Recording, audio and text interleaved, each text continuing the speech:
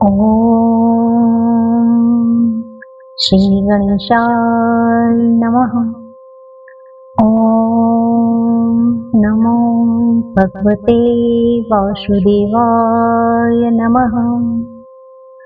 જય શ્રી કૃષ્ણ.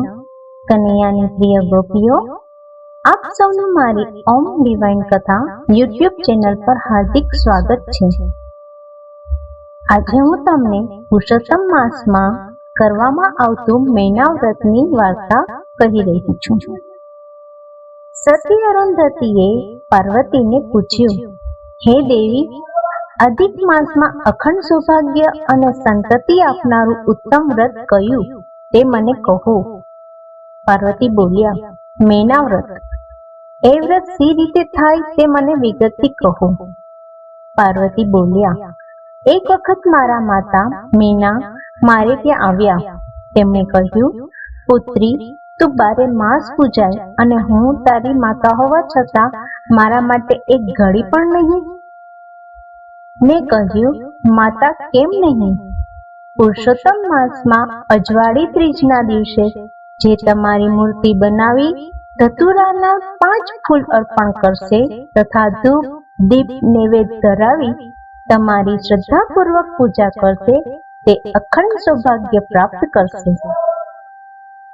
મહિના સુધી આ વ્રત કરી વ્રતના ઉત્થાપન વખતે 5 પવિત્ર બ્રાહ્મણોને સજોડે જમાડશે.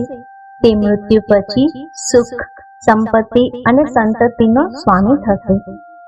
હે અરુંધતી, આ વ્રત કરનારને આ લોકમાં કે પરલોકમાં દુઃખનું નામ પણ સાંભળવું પડતું નથી. બોલીએ પૂર્ણ પુરુષોત્તમ ભગવાન કી જય.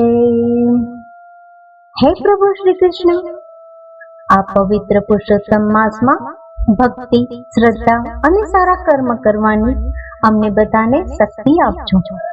જે કોઈ આ કથા શ્રદ્ધાથી સાંભળે કે કરે તેમના તમામ દુઃખ દૂર થાય અને તેમના જીવનમાં સુખ શાંતિ આવે. જો તમને આવી આધ્યાત્મિક કથાઓ ગમતી હોય તો વિડીયોને લાઈક કરો, મારી ચેનલને સબસ્ક્રાઇબ જરૂર કરજો અને આ કથાને તમારા પરિવાર અને મિત્રો સાથે શેર કરવાનું ભૂલશો નહીં. ફરી મળીએ એક નવી ભક્તિપૂર્ણ કથા સાથે. જય શ્રી કૃષ્ણ. રાધે રાધે.